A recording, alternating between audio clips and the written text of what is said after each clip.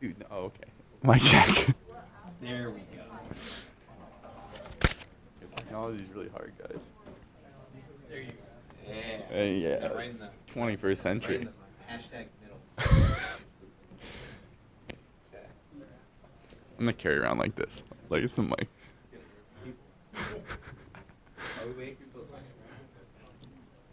You guys are great at signing in, by the way. Hello. Hi. Hello. Thank you for interviewing me. Yeah. Standing by. We're just waiting. And that to something, please. No, I'm gonna hold it like a mic. Do you have Oh, put it right here. sweater stuff? Yeah, do no, we want someone stuff. I'm waiting for them to sign in. Okay, we're good. All right. All right, guys, that was a pretty quick sign-in process. Hope you were quick on the keyboard. So we're gonna get started with the announcements. So, RITSec sponsor capstones. Nick, if you want to come up and talk about this. All right. Hello. So we're thinking about possibly doing sponsoring a capstone undergrad next semester, maybe the semester after, and we'd like some ideas from the community.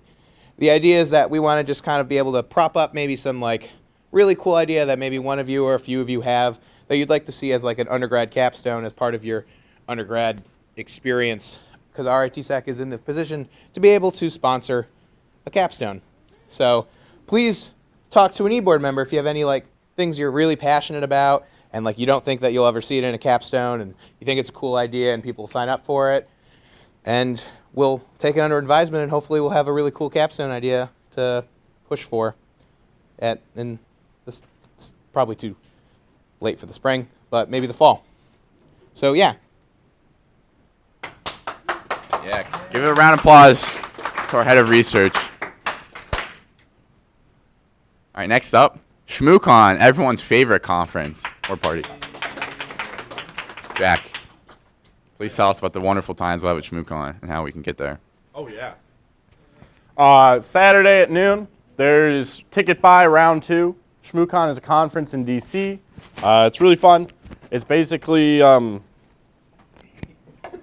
bunch of RITers and RITer alums and other security professionals congregate in D.C. To learn about security and just kind of talk. It's really fun. Even if you don't want to go, you should still show up Saturday and help us get tickets. Even if you already have a ticket, please show up. That way we can send more people. It's a really great opportunity to learn, grow, and network. So that's about it. There's a event on Workplace in announcements. Question? What if I don't have a ticket, but I want a ticket? If you don't have a ticket and you want a ticket, show up on Saturday at noon. We'll be in SecLab.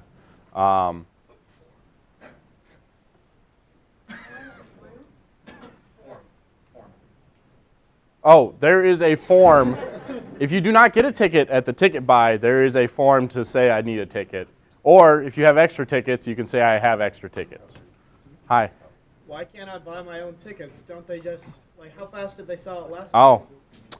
So this is the fun thing. Tickets sell out in about 2 or 3 seconds, so you gotta be wicked fast. Which is why we get everyone together and we all try to buy as many tickets as possible. Yep. So don't worry about it. If you have like $0 in your bank account, go for it. Still do it. They won't require you to buy it until later. You get a barcode. You can either choose to claim that barcode. You have 24 hours. You can claim that barcode, or you can send it to someone and they can claim it. Send it to us. We'll figure out, and we'll kind of go through the list and make sure everyone gets a ticket. Or we'll try to. Any other questions? All right, cool. Yeah, thank you, Jack. I would really recommend going to ShmooCon. It's a great time and a great way to network with fellow students and alumni. But next, we have RITSec meeting next week, and Nick again is going to come up slowly but surely and talk about it. Alrighty, cool. So, maybe you've heard through the grapevine, maybe you haven't heard at all. But next week, the RITSec meeting's slightly different than the last 13 in this week, so 14 weeks. There's not going to be a education section. No, there will not. I'm sorry, guys. This has to do with the fact that you have projects and finals and A lot of really important things to do. However, research stays strong and carries on in a truly awesome way. So at the end of the semester, or typically right before break, if I remember, usually I do because everyone gets really hyped about this, we do something called slide roulette.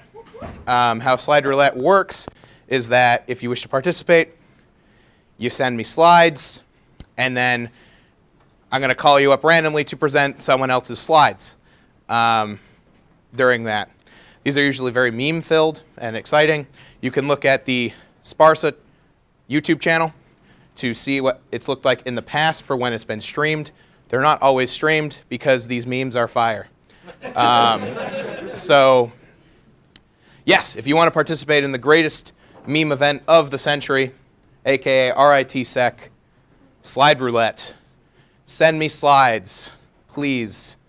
We have some really great ideas that I've heard floated around for slides. Some things in the past, I should probably know these off the top of my head, but I can't remember any stuff. What? You had Heim present on Heim. Oh, yeah. Like, we've had, like, well, I guess he's a professor. Sorry, Heim. Present on himself. DeSantos presented on Bionicles last. Oh, that's true. There was a presentation on Bionicles. We're bilingual though. It was an Oh, bilingual Bionicles. Oh shit. That's what it was. It was bilingual Bionicles, presented by someone who's bilingual in a language they're not bilingual in. So that was great. But yeah, the memes flow. It's fun. Just throw it together. As long as it's not really, really absurd. And by absurd, I mean like mean or something. Then I'll let you know right when you're about to present, if you're presenting. Which is great, yeah? What do you want these slides by? Yes. So, I'm actually going to be super, relaxed about this. So I'd really like them in before Thursday at 11:59. There we go. I'm like a professor. Your voice really sounded relaxed when you. Yeah, Thursday, 11:59. Next Thursday, 11:59 p.m. Eastern Standard Time, to be specific. And then I'm gonna close it off. It comes in at 12:01. You get a 0. You get a 0 on this assignment. At 1573002640. There will be. Okay, cool. So that's all I have to say about next week. Recap real quick, TLDR. No education, just memes. I believe it's going to start at 2, not 12. However, if we get inundated with slides for slide roulette, who knows? I'll let you know beforehand. That's who will know. You guys will. Thank you. Thank you. Yeah, when you guys are drowning in finals and projects and homework, that's a good way to kind of relieve stress and, not hate your life for, 2 hours. But anyways, RITSEC movie night. Wow. Okay, Jack, come on up. You should just stay up here, to be honest. I know. I didn't realize it was so soon. I thought it was like a couple more down. Not next week, the week after. The day right before final start is reading day. We know that no one actually studies on that day because everyone's been studying the entire time after that, or has decided to put off studying till like the day before their final. So we're gonna watch a movie. I think we'll be watching Hackers. It'll be either in 2400 or 1400. Come through. We'll try and do some popcorn and some pizza. We'll figure out the logistics on eating in rooms a little bit later. But we're having a movie night, guys. I'll be posting times later. All right. Good stuff. All right. Next up, sponsors. Our lovely, lovely sponsors. We're going to take some time and thank all our sponsors, our wonderful sponsors, for giving us, the ability to be here. And no, seriously, without these guys, we would not have the ability to be here, put on the competitions that we do, and give you guys all the great materials and do all the great things that we do. So seriously, thank you. Shout out to all these companies. Round of applause for them because, yeah, they're wonderful and amazing. So, but Newman, I think you have something you want to talk about. I do, you know. It's been on my mind for a while now. So some of you may recognize me for yelling at you about doing the CTF the past few weeks, month or so. Well, we had the CTF, went pretty well. I had a great time running it. I think some people had a great time participating. I don't know, but so the results have been tallied. We've done the analysis, the deep learning and the machine learning to figure out which teams were RIT and RITSec affiliated. It's a regex on your emails. It's pretty easy. And we have the top 3 teams that are RITSec and RIT teams, that bracket. Woo! Okay. But first, before we announce who placed, what are the prizes, you ask? Well, where are the prizes? Not here. Sorry about that. But I can tell you what the prizes are, and the winning teams, you can come to me later in person and say, hey, this is the prize I want. We need you to fill out a form with a bunch of information before we can actually give you anything. But the prizes, 3rd place prize, are RTL SDR kits. These are small software-defined radio kits, good for getting started with a few different types of antennas. 2nd place prize are 500 gigabyte Samsung SSDs, internal SSDs. And the 1st place prize are $200 Amazon gift cards. Ooh. And you can use these for AWS. We wanted to give AWS credits, but you can't buy AWS credits, so these are your $200 AWS credits. Sorry. All right, now to the exciting part. 3rd place. Drop table teams. Hey! You guys want to stand up, wave, do the Queen Elizabeth wave? Hey! 2nd place. Elders of the Internet.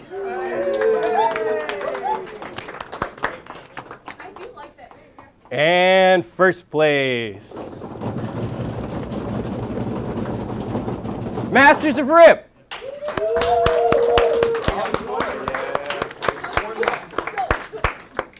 Thanks everybody who participated in the CTF. Like I said, we had an awesome time running it. I hope you guys enjoyed it. And How many teams? we had 1,375 teams registered. Over 800 teams completed the first challenge, and around 700 teams completed the first challenge that we didn't actually just give you the flag for. So, pretty good turnout, 6,000 unique IPs. Yeah. Write-ups and challenge, the official write-ups are going to be posted very soon, like as soon as I post them to GitHub in a few hours. So keep your eyes out on there. It's also on the Discord. Thanks, everybody, and hope you all participate again next year. I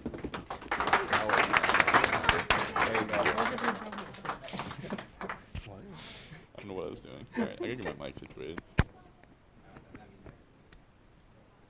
All right, so I think we're on the actual education portion now, finally. Oh, yeah. Oh, shoot, thank you for reminding me. So Jathan has a quick announcement as well, impromptu announcement, about his wonderful interest group that's at Mondays at what time? Monday, 4 to 5. 4 to 5. Okay, I'll let you take the stage. Yeah, it's literally just 5 seconds. So next Monday from 4 to 5, actually not in the normal room, but this room, we're going to have a guest speaker. His name's Josh. He's from Unit 42. He's going to be talking about an article he wrote, which I forgot what the actual name was. But he can talk about it. There will be pizza. Please show up. That's all I got. All right, thank you, Jathan. Yeah, Mondays 4 to 5. Jathan runs a very, very unique and interesting interest group, so definitely show up, check it out, and yeah. So we're gonna move on to the education portion now. Fine.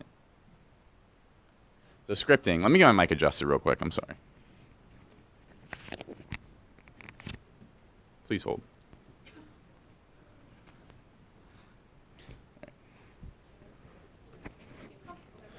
I'm trying. You can. Do this manually 1,000 times a day? Yeah. I just like log in every day and press a bunch of buttons 1,000 times. I do that, yeah, like hundreds of times a day. So yeah, you guys might be thinking like, oh, scripting. Like, oh my God, this guy's really gonna stand up here and talk about scripting for like 45 minutes? Are you serious? Well, first off, it's not gonna be that long.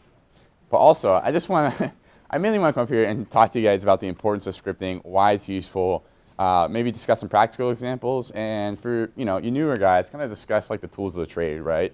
Talk about what kind of scripting languages are best used for what situation, and just kind of briefly touch on those. By no means I'm no scripting master, but hopefully I can provide you guys with some new and useful information and kind of get you the gears turning about how you can better use scripting to improve yourself, or improve your security skills. So. Oh, and Siri's going off. That's cool. Okay, I'm going to turn her off. All right, so scripting is a pretty broad term, right? We usually refer to scripting as like some sort of automation process, like automating a repeatable task, right? Instead of doing adding users manually 1,000 times, we'll write a script to do that. We all do that in sysadmin 1. Oh, very interesting, right? But really, it's more than just that. So we have scripting languages such as like Ruby, JavaScript, PHP, which are used to make static content more dynamic.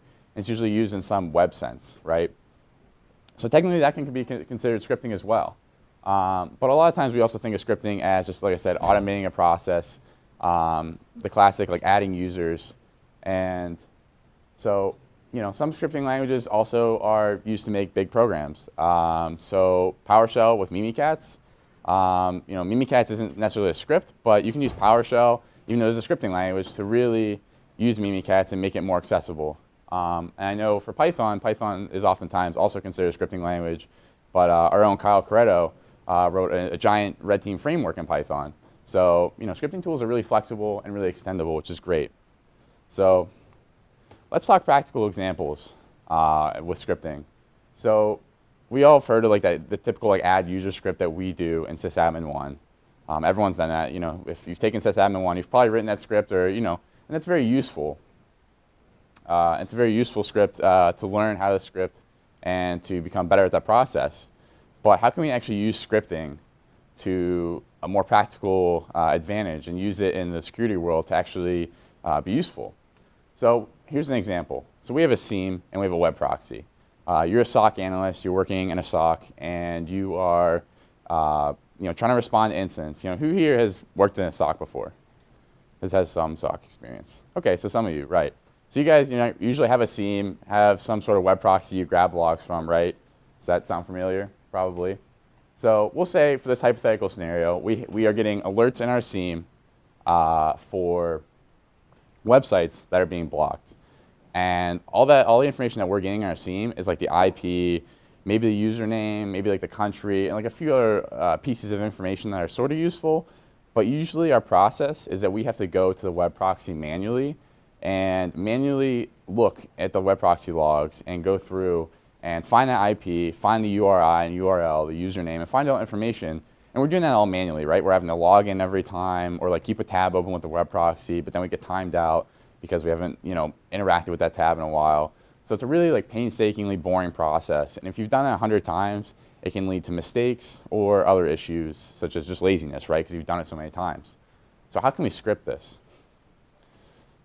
Well, yeah, like I said, we can script this. And we can use the APIs as well as the power of like some language using like requests through the web into the APIs to actually script this. So what we could do is we could actually query our SIEM for those certain offenses. And with those, with the IP in that offense, we can actually cross-reference the data in the web proxy.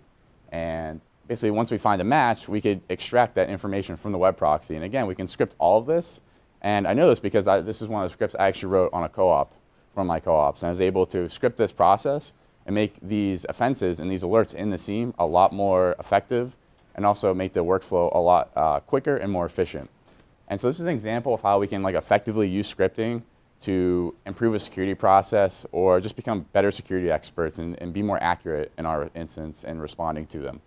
So hopefully that, you know, if some of you worked in a SOC or a SIEM, maybe that's ringing some bells about that process, and maybe you're starting to think like, oh, wow, I can actually script a lot of things I was doing in that SOC or that SIEM, right?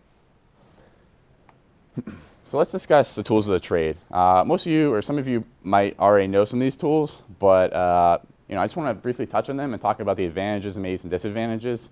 And again, by no means am I an expert on all of these, but I just want to bring them to the table and kind of say, hey, these are some tools you guys can use. You know, look into them, essentially. So Python. It's definitely one of the more popular languages, especially here at RIT. I know it's taught in, it's taught in CS1, and it's, you know, kind of looked at as like the end-all be-all sometimes, but you know, it's pretty powerful, let's be honest. Object-oriented, dynamic typing, pretty easy to understand, has a lot of libraries that are really powerful and can do a lot of different things. You know, I would say, I don't know if this is too broad of a statement, but I feel like there's not a lot that Python can't do well, or at least reasonably well. So yeah, it's useful just about everything. And I'm sure most of you are familiar with it. If you're not, I really recommend picking it up because you're probably going to use it at some point in your career. So PowerShell. Everyone loves PowerShell, right? Not really. PowerShell is kind of looked down upon as sort of like really verbose and really clunky and hard to use, but can actually be really powerful because it utilizes the .NET framework in Windows. It can actually do most of the things that you're able to do in C#. So PowerShell is also object-oriented as well, but it's I guess the phrase would be statically typed since it's not dynamic. Correct me if I'm wrong. But the advantage of using PowerShell when you're working with Windows is you're like easily able to interact with COM objects and create COM objects. And those of you who are not familiar with COM objects, they allow you to basically interact with processes around the system, and they're a form of like inter-process communication, which is just like processes communicating with each other. So super useful, and you're really able to more effectively script within Windows. Also, you're able to actually directly call WinAPI functions through some like C# stuff. It's kind of janky, but it really works, and it actually, that's how like Mimikatz and stuff works. That's how they wrote PowerShell, or Mimikatz in PowerShell, is through using like calling WinAPI calls directly. And yeah, you're able to work with Windows permissions or the firewall pretty easily through PowerShell as well. Obviously, there's different ways to do that, but PowerShell makes it really easy. And I don't know, PowerShell is one of my personal favorites. I use it a lot over the summer, and if you're going to work in a heavy Windows environment, it can be a really useful tool to know. I guess some caveats as well. Like I said, it's very, very verbose, and it's not that great on other platforms. PowerShell is cross-platform, but if you're using it on Linux, there's probably better tools to use, such as what we'll talk about next is Bash. But you know, it is on other platforms if you really insist on using it in a cross-platform way. So Bash. You know, Bash is usually everyone's kind of go-to for scripting, especially in Linux. It's naturally a shell, but also great for Linux. You know, word processing is actually really powerful in Linux with awk and sed and cut. To be frank, I use awk and sed with pretty basic means, but I know those tools are extremely powerful and have a lot of flexibility and extendability. So I would imagine you can do pretty much anything in terms of word processing and you know, taking an input. And as well, like web requests are really easy in Bash. So like curl and wget are really straightforward, and you know, not that Python or PowerShell can't do that, but Bash makes it really easy with those, and you can easily get information from those tools. You know, and I wish Mike was here to talk to Bash more, because he's kind of the Bash wizard, or at least that's, you know, he uses Bash quite a bit and has made some really impressive tools in Bash. But you know, you're really limited by your imagination when it comes to Bash. It has really all the tools in front of you, and you just need to think about how you can use them effectively and how you can best use them to your needs. So that's what I would say about Bash. It's really great, and definitely if you're getting into scripting, I would say Bash is a great one to start with. So Perl, probably your grandpa's like first language. It's really old, but still actually pretty useful. I know when I was going through my OSCP, Perl was used heavily with exploit development, and still sort of people still write exploits in Perl. They're more leaning towards Python now, because Python has started to replace Perl and most of the places that it was used for, but Perl still has some great backwards compatibility features. There's a classic saying. I was actually talking to Anthony Curtelli, who's the sysadmin for the ISC department, and the quote kind of stuck with me. He said, Perl kind of has a library for everything. He was telling me a story about how there's this old printer that he was trying to interact with or write a script for, and Perl was the only language that had a library that would interact, had APIs for this printing device or whatever device this was. It was super ancient, right? So Perl can still be effectively used in that way, but everything else, I don't know, it's just kind of been replaced by newer and more fresh languages. So, but still worth mentioning for sure. So Ruby. Personally, I've never scripted too much in Ruby, so I can't speak to how flexible or easy it is to write. But it does kind of, in its description, kind of focus more, or at least its mission is to focus more on simplicity and easy to read. So I'd imagine it's pretty easy to write. I know it's commonly used with web development with tools such as Jekyll. It's really easy. It's kind of I don't want to say the Ruby version of Flask. That might be incorrect. But Ruby is commonly used in web development, and also Metasploit, our popular hacking tool, right, is also written in Ruby, which is super cool. And so Metasploit actually did a blog post on why Ruby and why they decided to go with Ruby. And to do TLDR, it mainly came down to the fact that the Metasploit developers actually enjoyed Ruby, writing Ruby more, and they just thought it was easier to read and easier to work with. So, but they have a whole blog post. You can go ahead and read it. It's actually kind of interesting, kind of getting their thought process behind why they decided to write Metasploit in Ruby. But yeah, it's not really, at least in my opinion, not as popular as Python, but still very powerful and worth a mention. So Go. Sort of the new kid on the block. I don't know how old it is. I'm assuming it's pretty new, but it's developed and maintained by Google. And from what I've heard, it's more of a cross, and from my experience, it's kind of a cross between Python and C, which, for good or for worse, not really sure. But it has a lot of great features. So it's cross-platform, which makes it very flexible, and you're able to port your binary to many systems and use it on many different systems.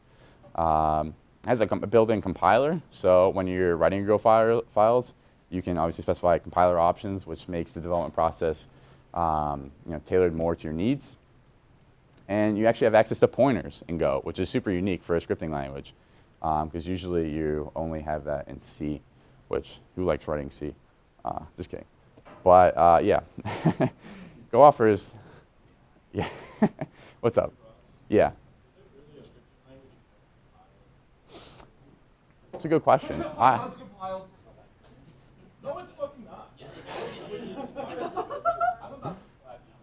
All right, so we'll let them take it outside. Take it outside, boys. But I would consider it a scripting language. I would say that Go is more on the edge in the middle between both scripting and maybe a full-fledged programming language. But I would say, I don't know, that's up for debate for sure. I can't really sit up here and say, yeah, this is definitely a scripting language, but a lot of people use it in a way that makes it scriptable, I guess. So I would consider it a scripting language, or at least partially. But yeah, it offers a lot of flexibility. And if you guys haven't used Go, I'd highly recommend it. It's kind of up and coming, and I know a lot of companies have been looking for Go developers or people who have experience with Go. What's up, Matt?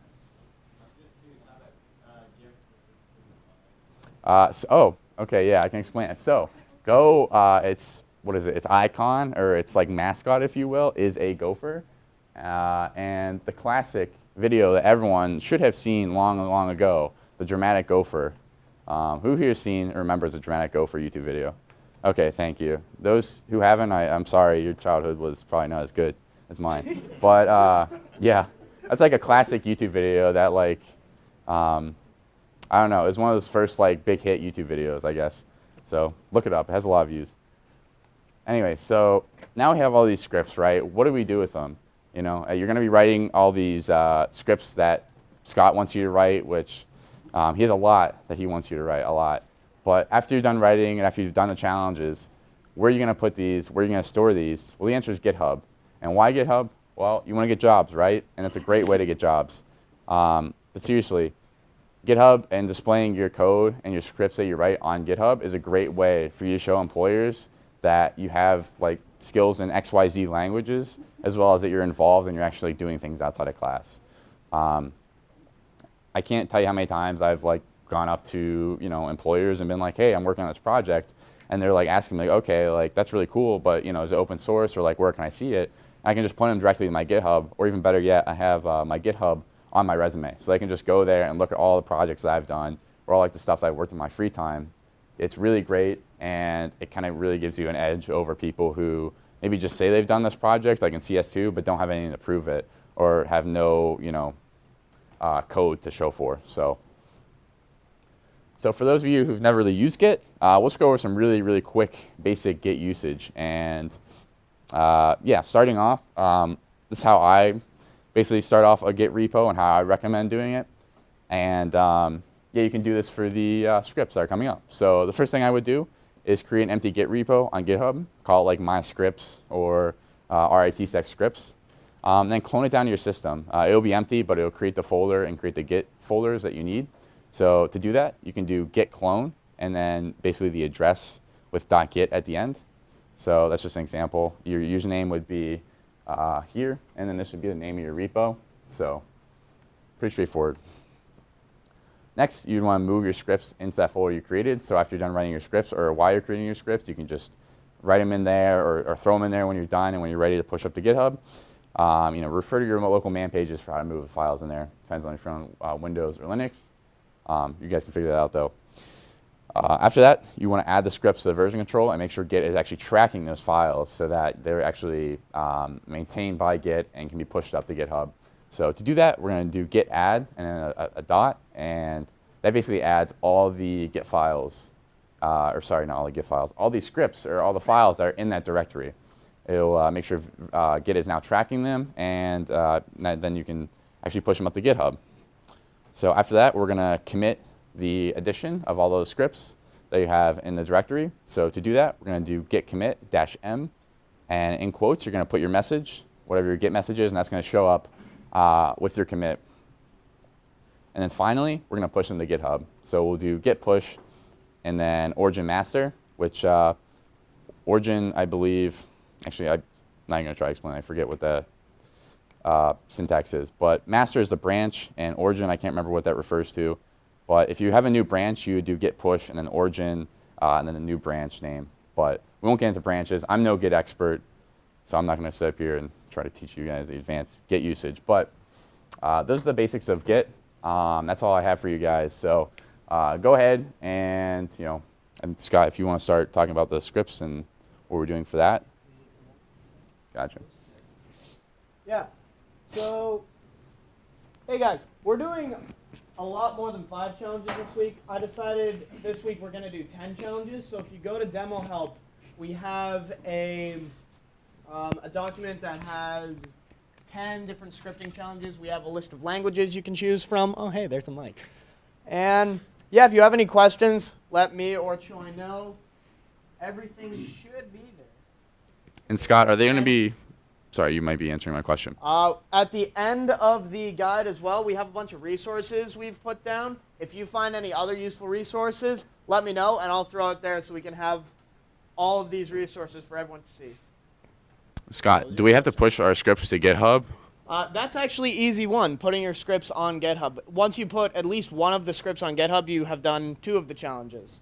Yeah, so you are required, so, but this is for the better, right? It's to get you guys more acquainted with Git and using Git, because you would definitely be using it in your careers, and also to get you guys jobs and get you more exposure to these tools. So yeah, having stuff on your GitHub is definitely really good. I can't Because underemphasize the point. I barely have anything on my GitHub. Yes, And in the I back. should. Yeah, the V14 instruction set, don't have permission to use in my RIT. Are you you should have permissions with your RT email. You need permission. Are you serious? Signed in as such All right. and Please hold. I'll fix Technical that. difficulties. Probably. But yeah. Permissions are hard. So Scott's going to get those situated, but yeah, we hope you guys enjoy these challenges. I know Choi and Scott really worked hard on them. So, but be a good chance for you guys to get code up on your GitHub. So, what's that? Scott has mom. That's not, we're not making that official announcement. RTSec eBoard does not sponsor Scott's quest to get more Monster. If anyone has extra monster cans. Nope, I'm covering the mic. All right. Thank you guys for your time. I appreciate you guys listening, and hopefully you guys learned something. Thank you guys very much. Wait, you really don't have access to that?